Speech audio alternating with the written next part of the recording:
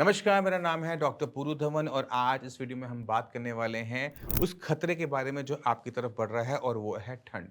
हम सब जानते हैं कि इंडिया में इस बार ला नीना इफेक्ट बैठा है। ला नीना इफेक्ट क्या होता है कि जब मानसून की बारिश ज़रूर से ज़्यादा होती है और उसके बाद जो ठंड है वो थोड़ी भयानक पड़ती है। जैसे हमने पिछले साल देखा था ठंड बहुत ज़्यादा नहीं पड़ी थी, यहाँ तक हमारे जो मोटे कपड़े थे वो भी निकल कर नहीं बाहर आए थे। मगर इस बार जो प्रिडिक्शन है, वेदर फोरकास्ट है, वो ये है कि इस बार सामान्य से ज़्यादा ठंड पड़ने वाली है। अब जब ठंड पड़ती है तो उसका सीधा-सीधा इम्पैक्ट पैरालिसिस के पेशेंट को, लकवे के पेशेंट को देखने को मिल जाता है। क्यों मिल जाता है? क्योंकि कपड़े मोटे हो जाते हैं, एक्सरसाइज नहीं होती है। शायद आपको ये लग रहा होगा, नहीं। जब ठंड ज़्यादा पड़ती है तो हमारी मांसपेशियाँ टाइट होनी शुरू हो जाती हैं, उनमें ऐंठन आनी शुरू हो जाती है, अकड़न आनी शुरू हो जाती है और हमारे शरीर में जहाँ दर्द है बना हुआ, वो बढ़ जाता है। अब इस ठंड को हमने कैसे बचना है, कैसे हमने दर्द को कंट्रोल में रखना है, वो जानना हर लकवे के पेशेंट के लिए ज़रूरी हो जाता है। तो आप पहले समझो कि ये जो दर्द है, ये 2 टाइप का एक किसी लकवे के मरीज़ में देखने को मिलता है। एक होता है मस्कुलर पेन, ऐंठन वाला, स्टिफ़नेस वाला।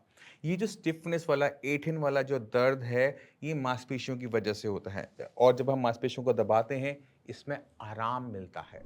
अगर आपको दर्द वाली जगह पे दबाने से आराम मिल रहा है, मस्कुलर पेन है, तो वहाँ पर नॉर्मल हीट अप्लाई करोगे, आपको आराम मिलना शुरू हो जाएगा। वहाँ पे आप हल्की-सी मसाज करोगे, आपको आराम मिलना शुरू हो जाएगा। अगर आप थोड़े-से मोटे कपड़े पहनोगे, आपको आराम लगेगा। ये छोटी-छोटी तरीके होते हैं जिससे हम मस्कुलर पेन में तो आराम ले लेते हैं बिना किसी दवाई के। अगर दर्द बहुत ज़्यादा हो रहा है, तब जाकर आप एनाल्जेसिक जो क्रीम्स होती हैं, उनका यूज़ कर सकते हो, पेन किलर की दवाइयाँ हैं, वो खा सकते हो। बट उसको हमें हर कीमत पे अवॉइड करना चाहिए क्योंकि जैसे ही उसका असर खत्म होगा दर्द वापस आएगा क्योंकि मांसपेशियों में वो ऐंठन जो है वो तो बनी हुई है तो दर्द को तो हम दबा सकते हैं बट उसके पीछे जो कारण है उसको जब तक हम खत्म नहीं करते तब तक दर्द बार बार घूम घूम कर आता रहेगा। जैसे हम बात कर रहे थे कि दर्द 2 टाइप का होता है लकवे के मरीज में, एक है मस्कुलर पेन, दूसरा हमें देखने को मिलता है वो है न्यूरल्जिक पेन। अब ये न्यूरल्जिक पेन क्या होता है उसे हम समझने की कोशिश करेंगे। पेशेंट बैठा हुआ है, खुद दबाएगा, कुछ नहीं होगा। मगर अगर आपने अपना हाथ भी उनके हाथ के ऊपर रख दिया, तो वो चीख देते हैं। फिज़ियोथेरेपिस्ट आता है, हाथ लगाता है, वो पूरे घर को आसमान में उठा लेते हैं। पूरा मोहल्ला जान जाता है कि हाँ, इनके घर में कुछ हो रहा है। वो क्यों होता है? क्योंकि वहाँ पर पेन हो रहा होता है, वो है न्यूरल्जिक। छूने पे कोई दर्द नहीं हुआ, कोई चोट नहीं हुई, कोई हड्डी नहीं टूटी, कोई मांस नहीं फटा, कुछ नहीं हुआ। बट पेन बहुत भयानक हो रहा होता है और घर वालों को लगता है कि ये नाटक कर रहे हैं। खुद छूते हैं, खुद तो कुछ नहीं होता, पर कोई दूसरा छू दे तो ये इतना चीखना चिल्लाना शुरू करते हैं। तो इस पेन को न्यूरल्जिक पेन कहते हैं। ये जो पेन है ये मांसपेशियों में, हड्डियों में कहीं नहीं हो रहा। ये पेन यहाँ हो रहा है। तो जब हम किसी को छूते हैं तो हमें छूने की फीलिंग आनी चाहिए, राइट? आप अपने आप को छुओगे तो कैसी फीलिंग आनी चाहिए कि किसी गर्म हाथ ने या किसी ठंडे हाथ ने आपको छुआ। बट अगर आपका ब्रेन इस इन्फॉर्मेशन को प्रोसेस ही ना कर पाए तो? आपने तो छुआ था, सिग्नल गया छूने का, पर ब्रेन को क्या लगा कि किसी ने डंडा मारा। तो जब डंडे मारने का उसको लगा कि डंडा मारा, तो यहाँ पे दर्द कैसा होगा? डंडे मारने जैसा।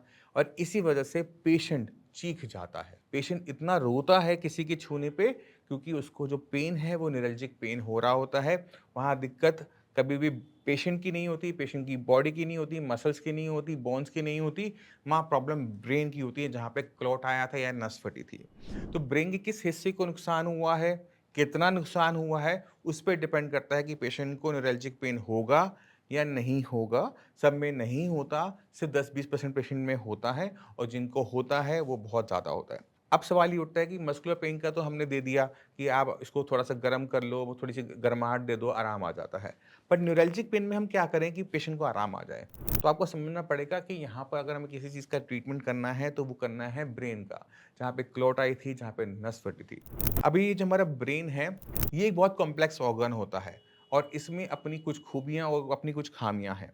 अगर हम इसकी खूबियों और खामियों को समझ जाते हैं, तो उसके हिसाब से हम अपने रास्ते बना लेते हैं। ब्रेन में जब भी नुकसान होता है, ब्रेन उसकी भरपाई करने के लिए न्यूरोप्लास्टिसिटी करता है। ये न्यूरोप्लास्टिसिटी वो मैकेनिज़्म होता है जिसके हेल्प से सेल्स अपने आप को रीअरेंज करते हैं। मरे हुए ज़िंदा नहीं हो रहे हैं, बट सेल्स जो हैं वो अपनी फंक्शनैलिटी, अपने स्ट्रक्चर में चेंज लेकर आकर जो आपकी खोई हुई क्षमता है उसको लेकर वापस आते हैं।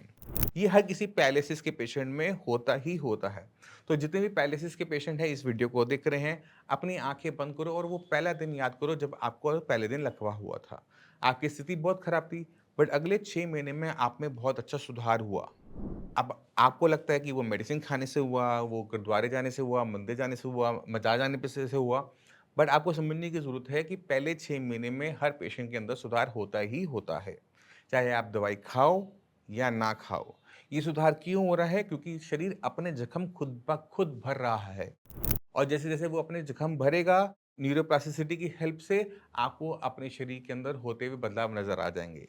दिक्कत ये होती है इस न्यूरोप्लास्टिसिटी के साथ कि ये होने शुरू होने के बाद पहले 6 महीने ही चलती है, उसके बाद ये ऑटोमैटिक तरीके से बंद हो जाती है।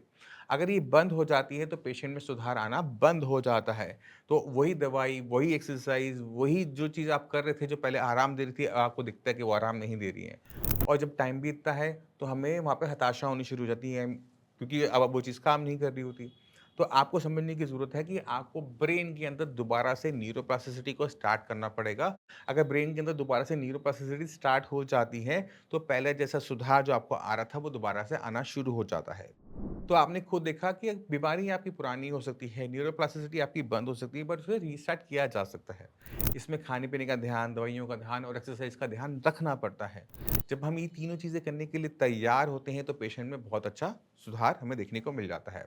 तो अब आपने करना क्या है? आपने अपने शरीर को गर्म रखना है, अच्छे से गर्म रखो। अगर दर्द मस्कुलर है, तो वहाँ पर सिकाई करके आराम ले लो। दवाई को खाने की आप अवॉइड करो। अगर ज़रूरत है तो आप मसल रिलैक्सेंट खा सकते हो। अगर आपको लग रहा है कि आपको न्यूरल्जिक पेन है, तो वो किसी भी दवाई से आराम आपको नहीं देगा। अगर पेशेंट आपका चीख रहा है, दर्द में करा रहा है, तो आप उसको हल्के में मत लो और ये मत मानो कि वो नाटक कर रहा है। वो दर्द एक्चुअल में हो रहा है और उसे सॉल्व करने के लिए तरीका मैं आपको बता चुका हूँ। फिर भी माइंड में कोई भी डाउट रह जाए, कुछ भी पूछना चाहते हो, मोस्ट वेलकम है, आप आके भी मिल सकते हो और डॉक्टर्स की पूरी टीम है, आप उनसे भी बात कर सकते हो। इसी के साथ नमस्कार।